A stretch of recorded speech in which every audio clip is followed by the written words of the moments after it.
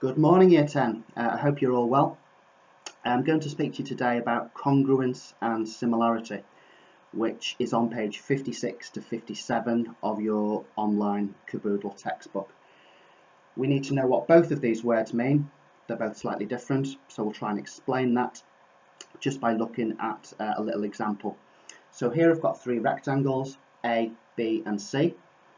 As you can see with A and B, all angles are the same. We've got rectangles and I know angles in a rectangle are all right angles. They're all 90 degrees.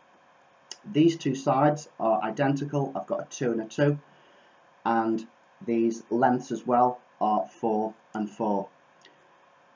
So a congruent shape means they have exactly the same shape and size. They're identical shapes to each other. Both angles the same. All right angles, and again all sides the same. So the key points for a congruent shape: corresponding sides are equal and corresponding angles are equal. They are identical shapes. Now if I now look at rectangle C, what can I say about C? Well, C is obviously an enlargement of A and B, and this length here, 4, has gone from 4 to 8 in C, and the width has gone from 2 up to 4 in C.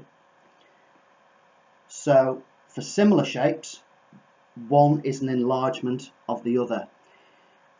By an enlargement, what do I mean?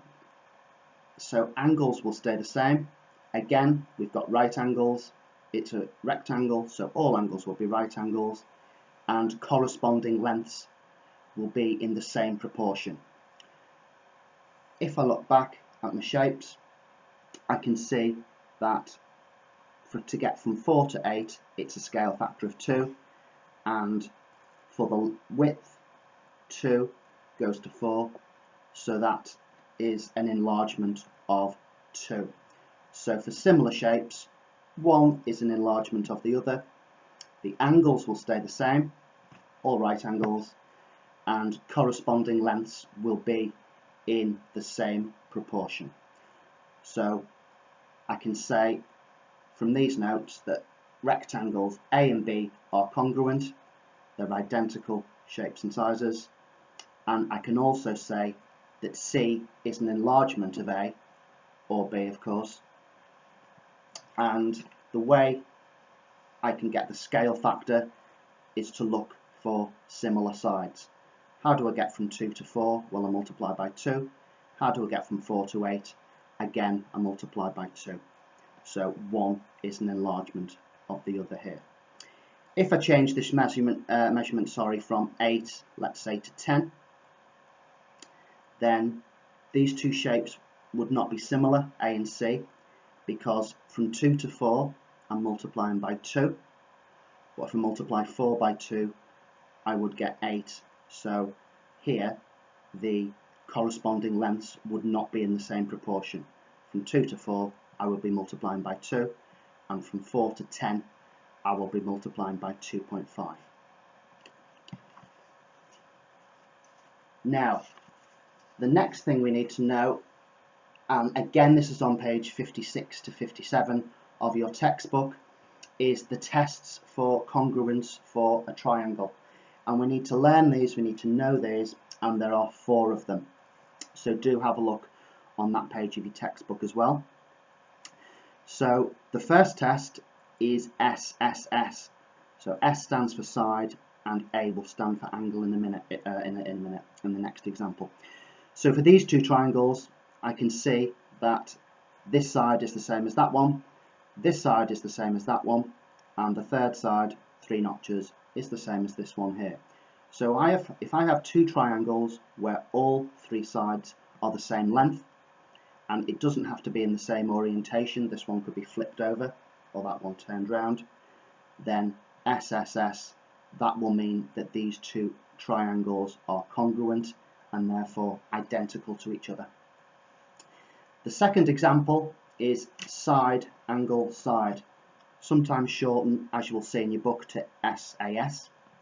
So what that means is, If we have two triangles again, where I have a side, I have an angle. Notice that the angle is in between the two sides, and another side, then again this is my second test for congruence. So these two triangles would be congruent because I have a side, I have another side, and I have an angle, and notice that the angle is in between the two sides. Thirdly, I have angle, side angle, and that looks like these two here. So again, I have two rectangles. I have an angle that's the same, I have a side that's the same, and I have another angle that's the same in the bottom right corner. So here I have angle, side, angle, and again this side, notice, is in between the two angles given. There's one more test, that's test number 4, and that is called RHS, which means right angle, hypotenuse and side. So two shapes here given. I've got two triangles, they're both right angles as indicated here.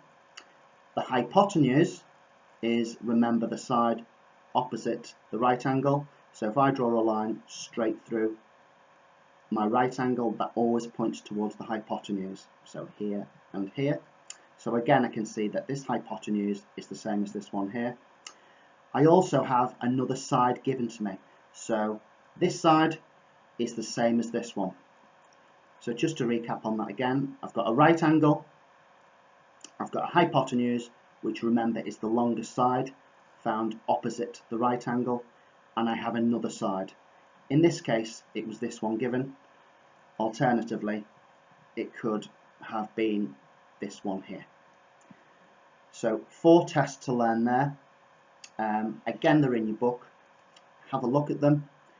Just to go over that again, so I've got 3 sides being the same, all 3 sides the same, a side, an angle, and a side, remembering here that the angle is included or in between the 2 sides given. Angle, side, angle, so an angle, a side, and another angle, and lastly RHS, which is a right angle, hypotenuse, and a side. So right angle given, a hypotenuse, my longest side, and another side. Again, these are in your book. Have a look on page 56 to 57 and let your teachers know if you have any problems with that. Good luck and bye for now.